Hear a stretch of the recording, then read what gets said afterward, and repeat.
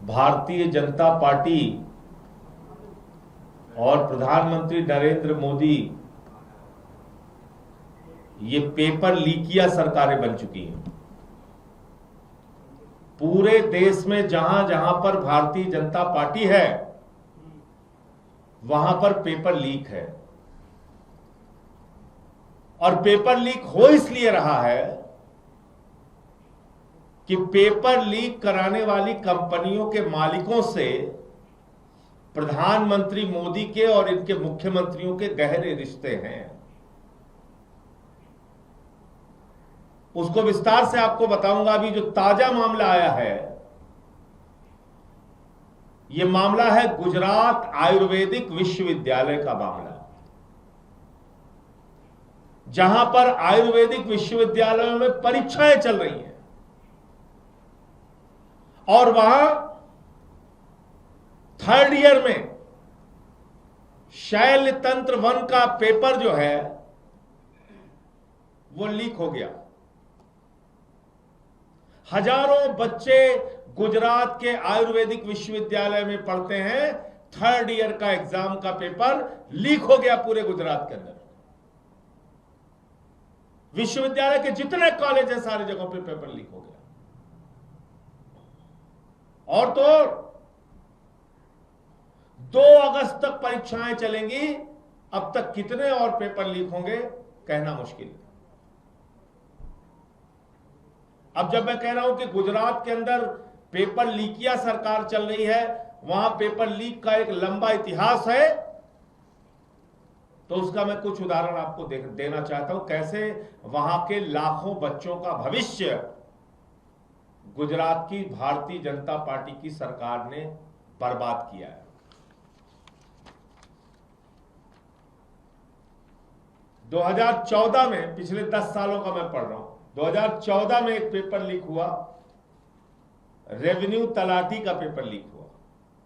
2016-17 में फिर एक बार तलाटी की परीक्षा का पेपर लीक हुआ। 2018 में टेट और लोक रक्षक दल और मुख्य सेविका 3 परीक्षाओं के पेपर लीक हुए। टेट, लोक रक्षक दल, मुख्य सेविका। 2019 में सचिवालय के अंदर क्लर्क की भर्ती का पेपर लीक हुआ।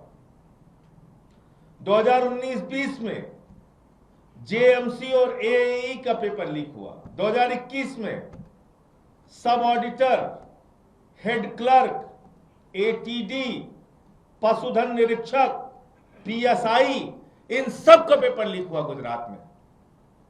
यह 2021 में हुआ। 2022 में वन रक्षक का पेपर लीक हुआ। 2023 में जूनियर क्लर्क और डमी कांड का पेपर लीक हुआ। और 2024 में ऊर्जा कांड का पेपर लीक हुआ। यह इनका इतिहास है पेपर लीक का। तो मैं आपके माध्यम से भारतीय जनता पार्टी और नरेंद्र मोदी जी से पूछना चाहता हूं, एक संस्था है एडू टेस्ट। एडू टेस्ट के जो मालिक हैं सुरेश चंद्र आर्या जी, उनके भारतीय जनता पार्टी और आरएसएस के लोगों के साथ गहरे रिश्ते हैं। और वो एडू टेस्ट नाम की जो कंपनी है वो परीक्षाओं के पेपर लीक कराती है। सिर्फ एक राज्य में नहीं, हर राज्य के अंदर परीक्षाओं के पेपर लीक कराती है। तो जब पेपर लीक कराने की घटना में वो लोग पकड़े गए तो गुजरात में उनको ब्लैक लिस्टेड कर दिया गया। ध्यान से सुनिएगा, मोदी जी की करीबी कंपनी है एडू टेस्ट कंपनी, बीजेपी के मुख्यमंत्रियों की करीबी कंपनी है एडू टेस्ट कंपनी। तो वहां उसको ब्लैक लिस्टेड कर दिया गया गुजरात के अंदर। तो मोदी जी ने कहा कोई दिक्कत नहीं, गुजरात में तुम ब्लैक लिस्टेड हो गए, तुमने पैसा कमा लिया, तुमने पेपर लीक कर दिया, तुमने नौजवानों का भविष्य बर्बाद कर दिया, अब सिर्फ गुजरात में ये काम ना करो, तुम चले जाओ बिहार। बिहार में भी पेपर लीक किया उसने।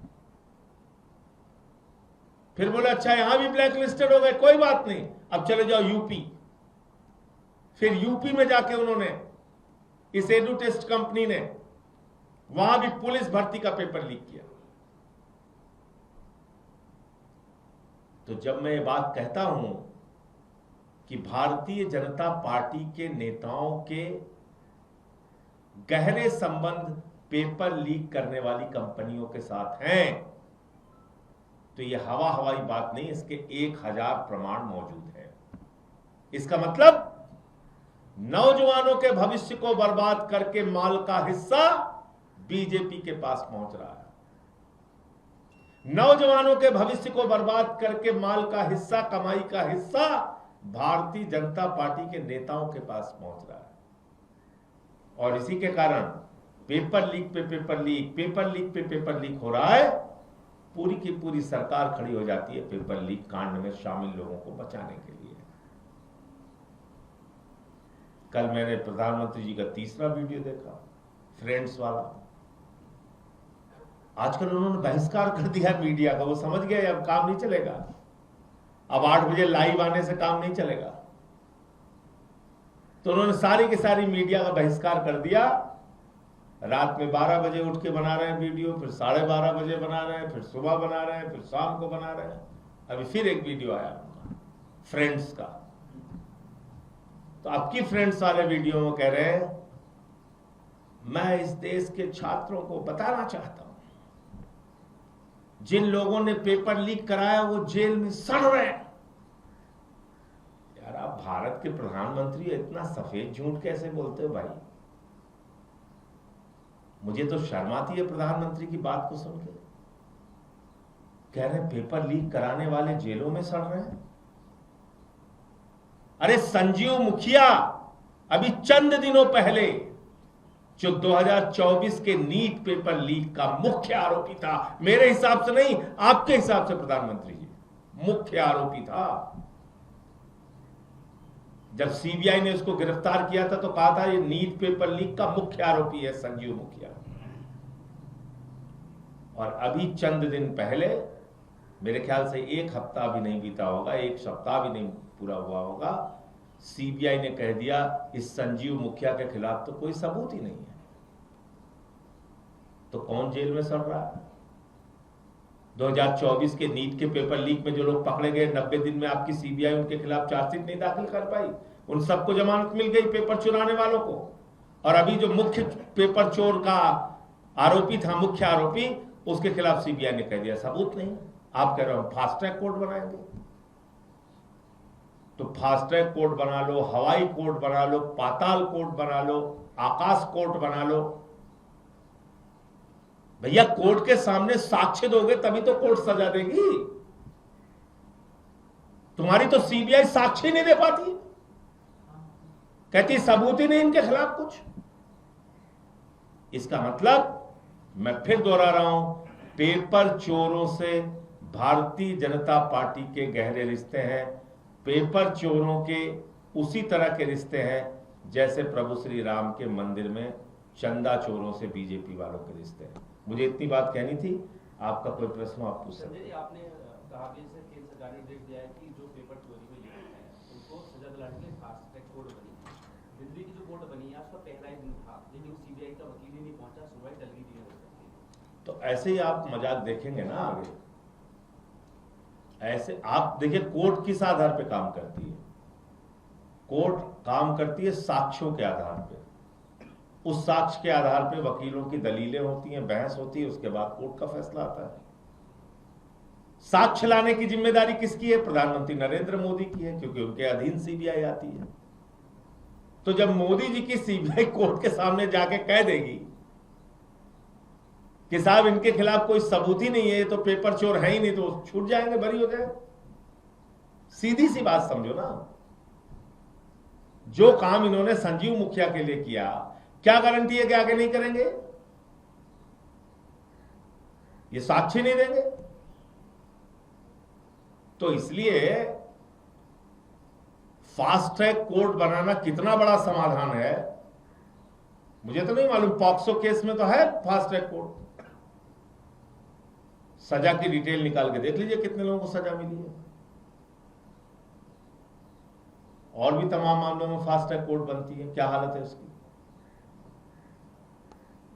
मैं एक शाहीन जी को जानता हूं, वो एसिड विक्टिम है और 15 साल का, और फास्ट ट्रैक कोर्ट में उनका मामला चल रहा था 2009 से। तो 16 साल के बाद अभी वो जो आरोपी था वो बरी कर दिया गया। फास्ट ट्रैक कोर्ट की बात मैं बता रहा हूं, 16 साल मामला चला। शाहीन जी एसिड विक्टिम है, यहीं ब्रेव सोल ऑर्गेनाइजेशन है, यहीं दिल्ली में रहती हैं, जाके पता कर लीजिए आप।